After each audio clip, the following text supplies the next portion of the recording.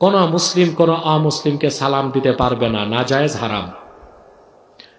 অমুসলিম যদি সালাম দিয়ে দেয় জবাব দেওয়া যাবে না সরাসরি, বুঝলেন? শুধু এতটুক বলা যাবে ওয়ালাইক, ওয়া আলাইক, কিংবা ডানে বামে ঘুরে ওয়ালাইকুম আসসালাম। সম্মানিত দর্শক এবং শ্রোতাবৃন্দ, আমি ডক্টর আবুল কাশেম মোহাম্মদ মাহবুবুল্লাহ যশোরী, বাংলাদেশি সেবা পার্টির পক্ষ থেকে আপনাদের সকলকে জানাই আসসালামু আলাইকুম ওয়া রাহমাতুল্লাহ। আমাদের দেশে একজন ভণ্ড, প্রতারক, কোরআনের শত্রু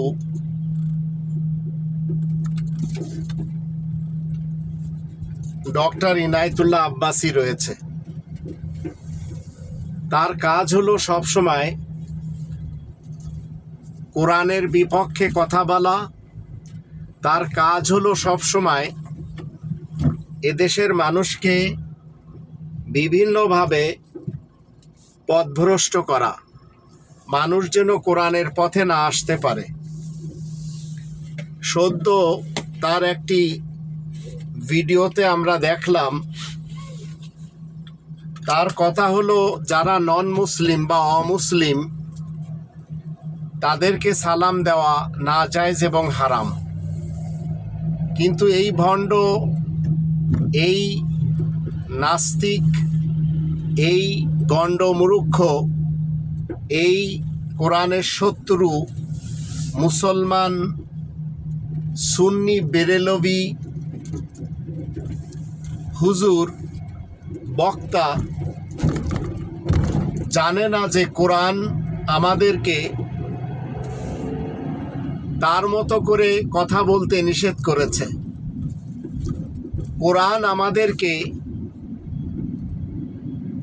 নন মুসলিমদেরকেও সালাম দিতে বলেছে।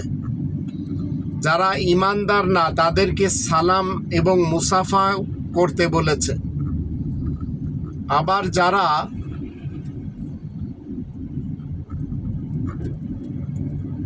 মূর্খ সমাজ, তারাও যদি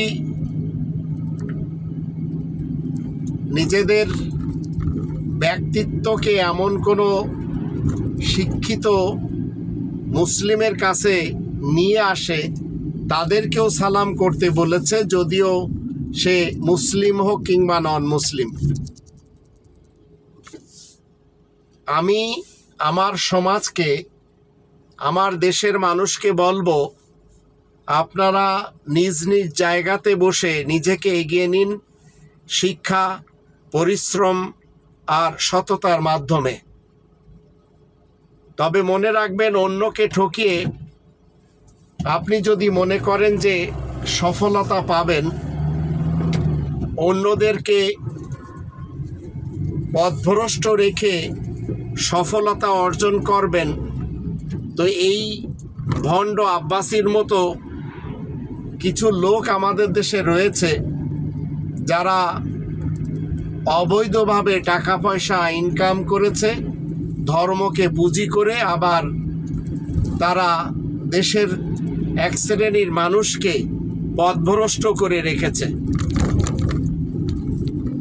আমরা যখন কোরআনের কয়েকটি আয়াত দেখি, যেমন ধরুন আমরা 25 নম্বর সূরা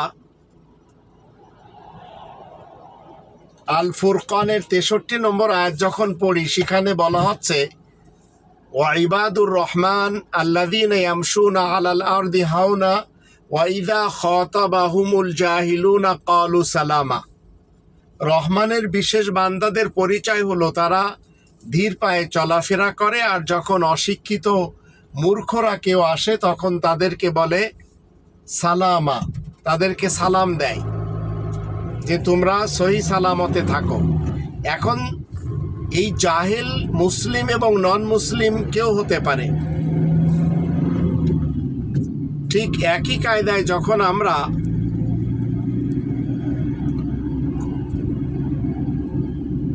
43 নম্বর সূরা যুখরুফ এর আয়াত নম্বর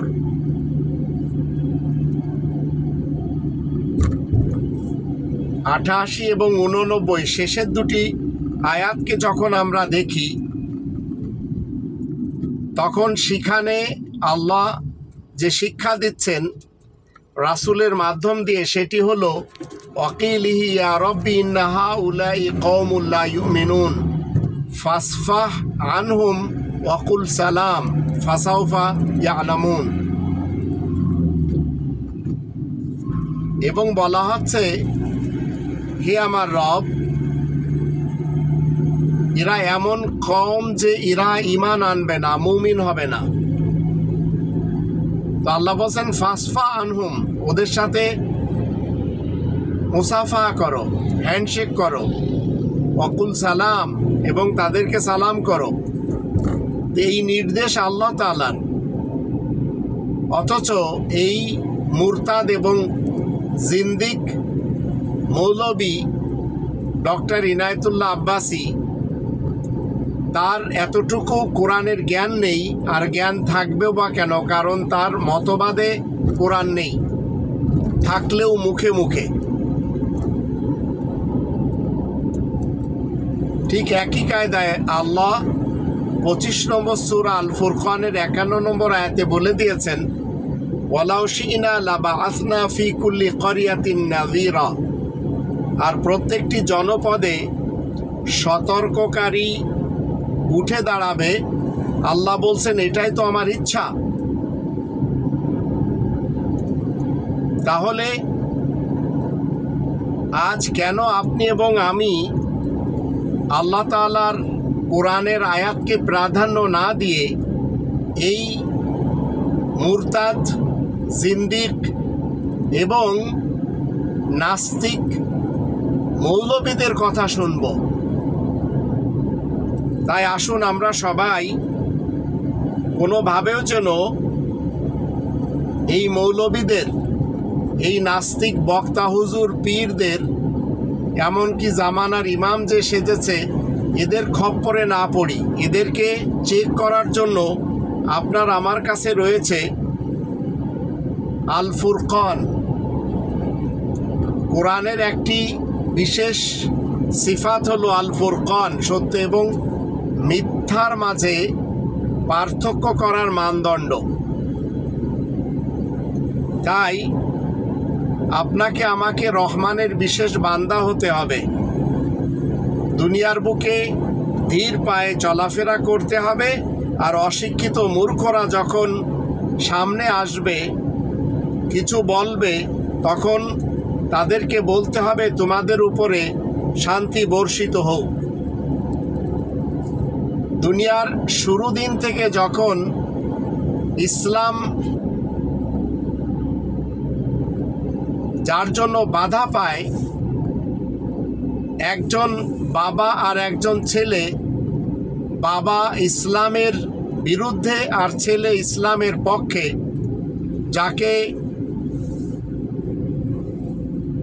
মিল্লাতের পিতা হিসেবে আখ্যায়িত করা হয়েছে আল্লাহ তাআলার পক্ষ থেকে। 22 নম্বর সূরা আল হজ এর 78 নম্বর আয়াতের মধ্যে বলা হচ্ছে, মিল্লাতা আবিকুম ইব্রাহিম, তোমাদের মিল্লাতের পিতা ইব্রাহিম, হুয়া সাম্মাকুমুল মুসলিমিন, সেই সত্তা তোমাদের নাম মুসলিমিন রেখেছেন। আর তার পিতা আজর তার বিরোধিতা করে। সেই আজরের অনুসারী আমাদের দেশে এই ডক্টর ইনায়েতুল্লাহ আব্বাসী গংরা। 19 নম্বর সূরা মারিয়াম এর আয়াত নম্বর 47-এ বলা হচ্ছে, ইব্রাহিম তার বাবাকে বলে, ক্বালা সালামুন আলাইকা। তাহলে বোঝা গেল একজন কোরআনের শত্রুকে সালামুন আলাইকা দেওয়া হচ্ছে। তারপরে আবার বলা হচ্ছে, আমি আমার রবের নিকট তোমার ব্যাপারে ক্ষমা চাইতে থাকব। ক্বালা সালামুন আলাইকা সাআস্তাগফিরু লাকা রব্বি ইন্নাহু কানা বি হাফিয়া। রব আমার উপরেই খুবই দয়াবান, মেহেরবান, এ কথা সত্য, সঠিক। তো সঠিক কথাগুলি আপনারা জানলেন, আবার ইনায়েতুল্লাহ আব্বাসীর কোরআন বিরোধী স্টেটমেন্ট সেগুলিও আপনারা জানলেন। তো মনে রাখবেন, এই আব্বাসী মার্কা যত ধর্মের ব্যাপারই আমাদের দেশে রয়েছে, এরা সবাই কোরআন বিরোধী মতবাদ শিখিয়ে চলেছে। তাই এরা বলে নন মুসলিমকে সালাম দেওয়া যাবে না, এটা হারাম, এবং দিতে হলে কিভাবে ব্যঙ্গ বিদ্রুপ করে দিতে হবে, যা এই উলামায়ে আজাজিল সমাজ শিখিয়ে চলেছে। তো আমরা যারা রবের শান্তির পৃথিবীতে মুমিন মুসলিম রয়েছি, আমরা কোনোভাবেও এই মুরতাদ, জিন্দিক, এই নাস্তিক উলামায়ে আজাজিলদের কোনো কথা শুনতেই পারি না। কারণ আমাদের সামনে রয়েছে কোরআন, আর এই কোরআন আপনাকে আমাকে হিদায়েত করে, এবং এই কোরআন আমাদেরকে এদের মুখোশকে উন্মোচন করে দেয়। এরা কখনো আমাদেরকে কোরআনের যে 5টি দাবি রয়েছে সেই 5টি দাবি শেখাবে না। যে 5টি দাবি ব্যতীত একজন ব্যক্তি কোনো কালেও জান্নাতে যাবে না। কোরআনের 1 নম্বর দাবি হলো আল কোরআনকে শতভাগ বিশ্বাস করতে হবে। 2 নম্বর দাবি হলো কোরআনের নিজস্ব যে ভাষা, সেই ভাষায় পড়া শিখতে হবে। 3 নম্বর দাবি হলো মাতৃভাষায় কোরআন জানতে হবে। 4 নম্বর দাবি হলো কোরআন মতে জীবন কাটাতে হবে। আর 5 নম্বর দাবি হলো কোরআনের তাবলীগ করতে হবে। আল্লাহ আমাদের সহায় হন।